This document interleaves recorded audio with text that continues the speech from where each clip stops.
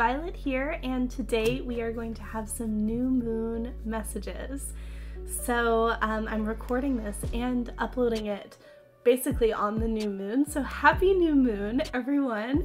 So we're gonna do a collective spread here today, but very soon this week we're gonna be going live and I'll be offering these as personal readings. So hit that notification bell if you wanna come and be here for one of those.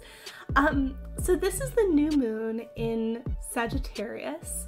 And I have our Archer here on the Eight of Wands card. I'm making a special Archer spread for this reading, and under Vedic or sidereal astrology, it's actually the new moon is in Scorpio. So this message came to mind about almost like a step backwards before you spring forwards. Like if you were an archer, you would actually, oh, my candle went out. I have to light that again. Well, there we go, a step backwards. The candle went out and then we light it again. We're in the darkness, we're in Scorpio, and then we light the candle. But if you were an archer, you would not only take a step back, we can look at the image here in a second. All right, stay on. I really hope that candle stays lit. You would not only take a step back, but you would also pull your arrow back before it shoots. So it's kind of like going into the depths, stepping backwards, maybe even regressing a little bit, or like, feeling the pull backwards in some ways before, in reaction to that, you're actually headed even more so in the direction of your path and towards your goals. So that's kind of the theme behind the reading that we're going to do today. So I've already charged all of these cards with the new moon energy, and we're going to start with the Sacred Earth Oracle. And my question for this deck is, what is it that we are aiming for? What is it that we are going for this season, this moon cycle, this time of year? Which is, it's well, I want to say this is also well suited for like turning over into the new year, because we're often thinking about new year goals and that sort of thing. So okay, let's see what we get.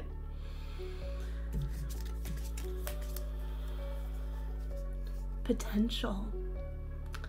Ooh, I like this word potential as well, because it's it doesn't imply that you have to reach the finish line.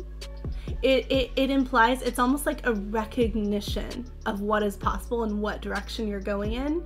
So whatever, and I think actually this would be a good idea, like coming into this reading, if you think personally, am I looking towards goals for this cycle, or goals for this month, or goals for this whole next year, or even longer than that? I don't know, however this resonates with you. I think the answer here that we're starting with is it's a recognition of potential.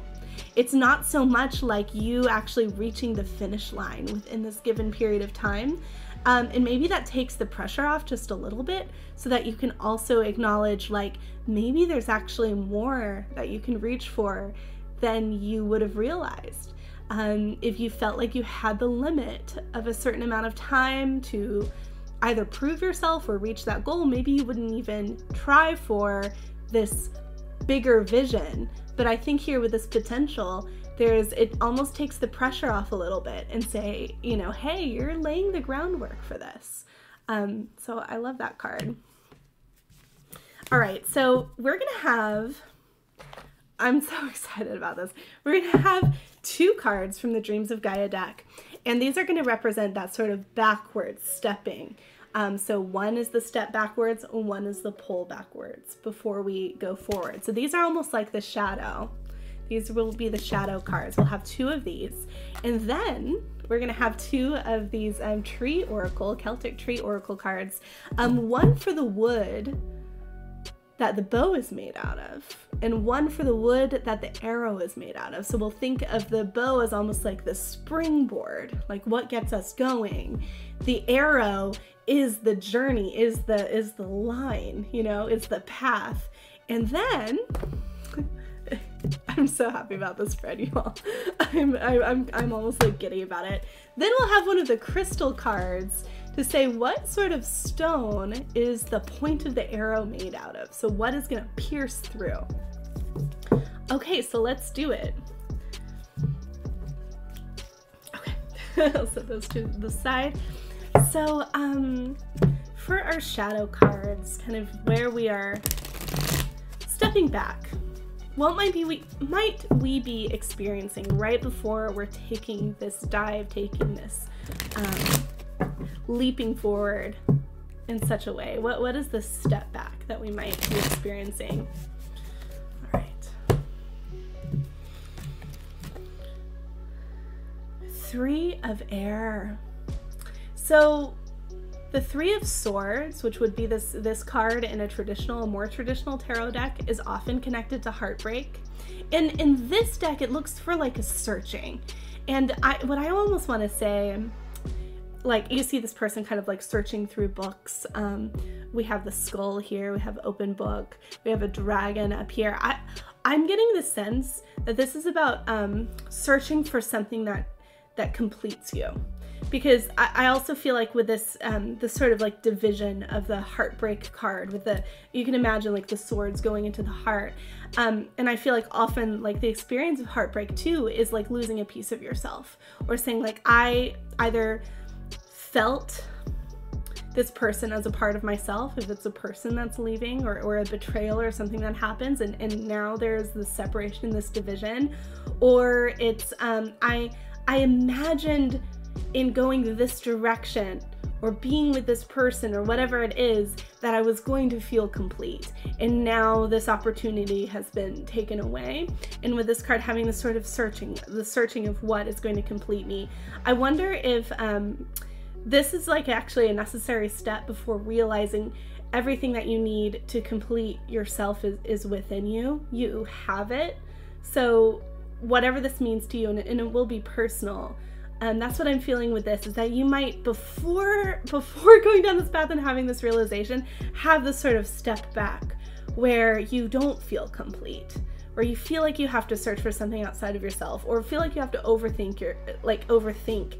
Another thing that's coming to mind too is a sort of like a title or a certificate, or like an outside recognition in the realm of words and in the realm of labels to say, yes, you are this, or you can do this because you have X, Y, and Z, when actually you might have everything that you need within you without this like extra label or recognition.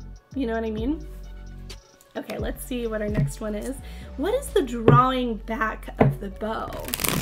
What is the second shadow, the second pull back before we spring forward? This will be even more directly related to the spring forward.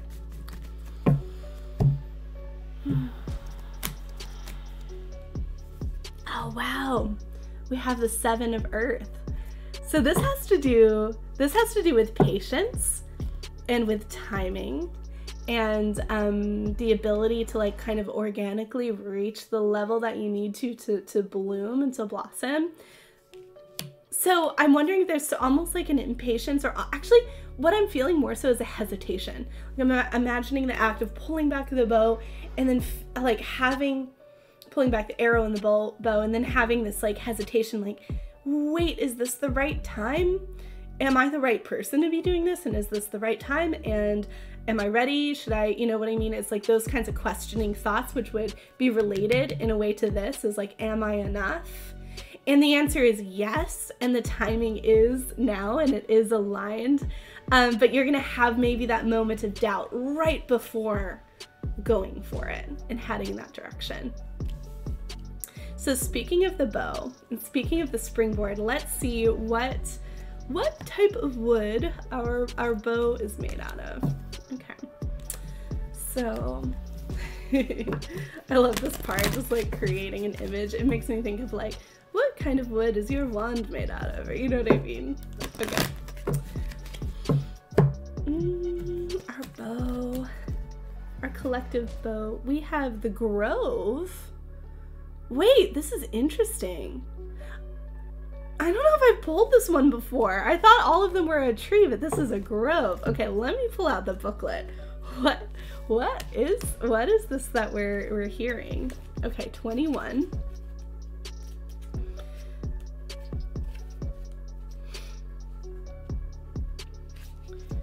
Okay, when you receive the grove in a reading, you are asked to reconnect to what is spiritually meaningful to you and to give your gratitude. This is the time to consider the sacred and connect with spirit and source. Take time to sit in silence and review your year.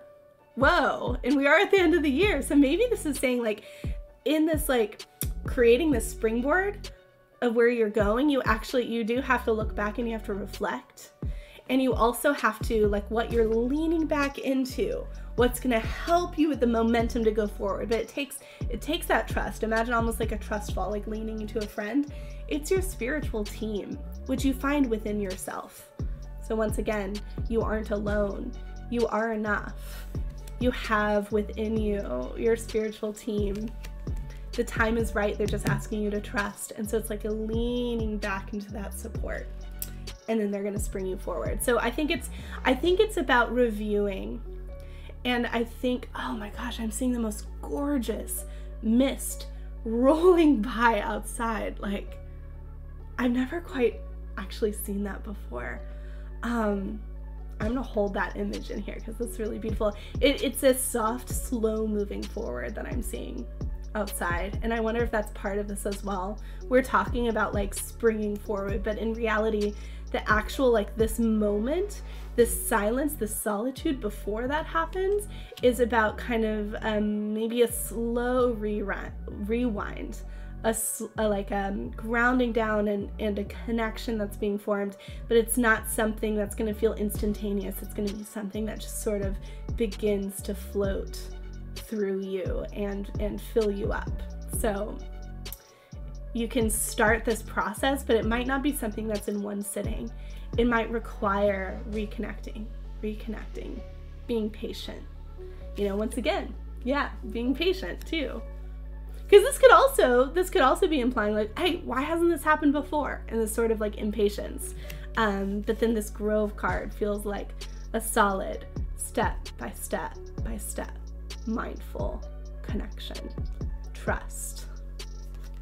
I love that. Okay, so what kind of wood is our arrow made from?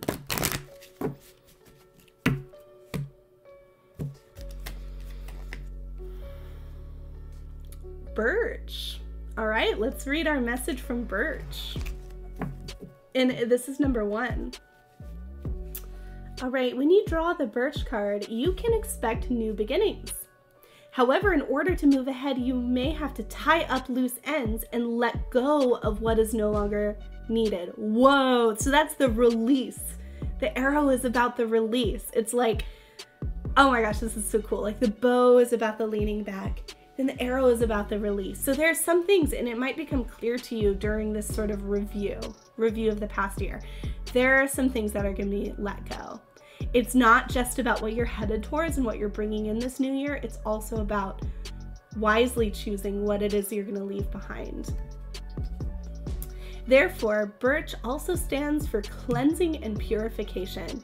Old patterns are released. You can shed unhelpful influences now, just like this tree sheds its bark.